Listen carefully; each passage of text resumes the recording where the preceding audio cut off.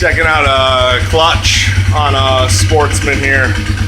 Figured if you haven't seen how a belt driven vehicle works, this is a typical clutch. Check it out.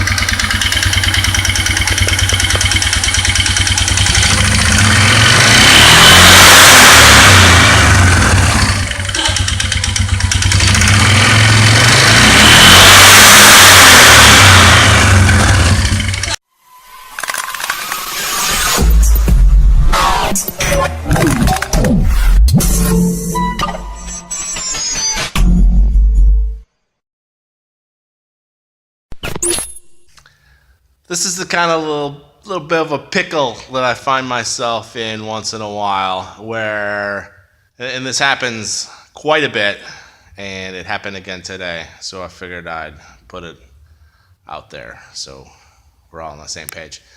So I have a bike.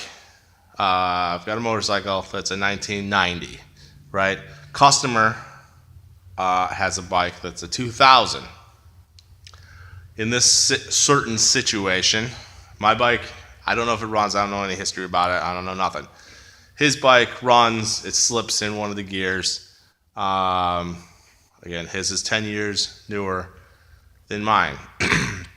So the bike that I've got a price on what I would have to get out of it if I sold it as a whole as is.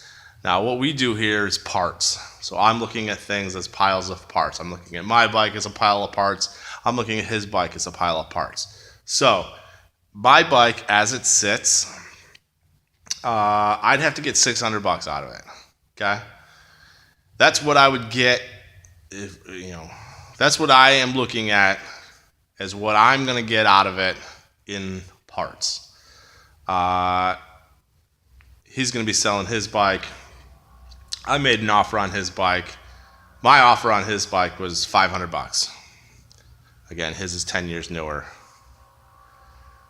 So the question came up of, well, then why is my bike, the older bike, the 90, worth more?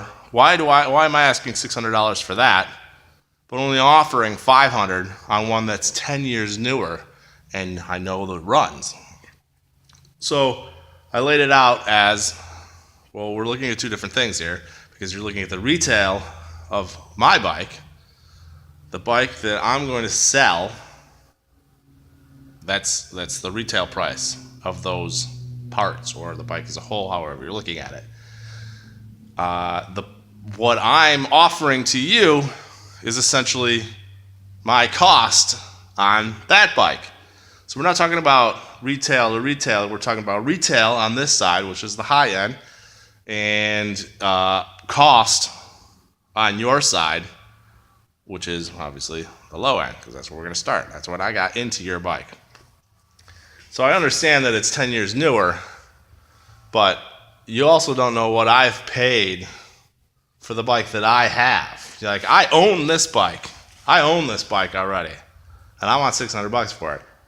I don't own yours yet, but if I did, I'd like to be into that bike about $500. It makes sense to me, and I hope it makes sense to everyone else. I hope I'm not the outcast here and completely looking at something oddball, but we're comparing two different numbers. It just doesn't work that way, and sometimes I get stuck in that spot because I'll be trying to trade somebody parts. I've got some really nice skis. I'm going to trade them for somebody else who's got some beat up skis. Well, my skis are, $100. But your skis, the skis that I don't own, I don't know, I'll only offer you maybe $30, right? Because I got to make some money here, and you don't know what I don't need to explain anymore, I don't think. I think we all got it. So that's a little bit of a situation that I run into once in a while. And, it is what it is. It's part of the business. Let's make a deal. Get it figured out.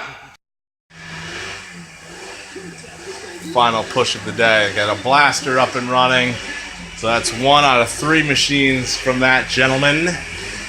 We got snowcross on, so we're gonna finish off the week awesome there. I got a stack of pit bike wheels. We gotta get those trued. We gotta wrap some rubbers around them. I gotta order some tubes. Get those all dialed in for race season. One of the Peterson competitors, so maybe I'll mess it up a little bit. Nah, pit bike classes, they're all good dudes. So yeah, we'll get that stuff dialed in. Super fun, super awesome. Tiny tubes. I mean, what more could you ask for there? Tiny tubes and tires. It's like playing with micro machines. I should get like little tiny spoons and stuff to work it around. Speaking of tires, here's something I bet you didn't know. Here's something you did know. I need more space. There are some, I don't know what the hell those are. Trailer tires. Trailer tires that we ordered for a customer. Yes, we carry trailer tires. Yes, we mount them. Yes, we can balance them. So those are all ready to rock and roll. He's going to bring his travel trailer over next week. We're going to wrap those around it. There's always something different going around here. Some more encouraging noise. 2 of 3 up and running. It's kind of a rough week this week. I was out sick. John was out sick. Everybody's not 100%, but we're hammering through it. Parts came in. Trying to get that stuff on some machines, so we're just a little bit closer to finishing up some of these. And there's a couple others that we're just hanging out waiting for more parts for. Some we're waiting for pickup. Some folks need a little bit of a telephone call. All in all, I mean, it wasn't like it was a bad week. Just not super productive. It was a rough deal, I guess.